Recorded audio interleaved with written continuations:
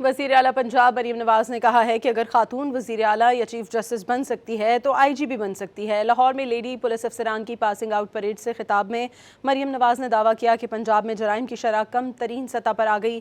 پنجاب کے 40 اضلاع safe city ہیں، مجرمان 2 گھنٹے میں پکڑے جا رہے ہیں۔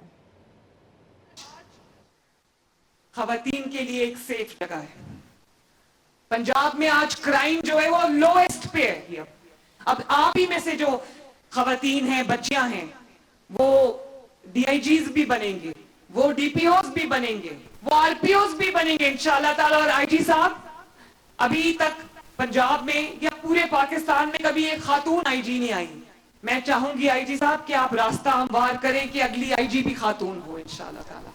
آج لاہور پنجاب کے 40 ڈسٹرکٹ سیف سٹی ہیں ماشاءاللہ۔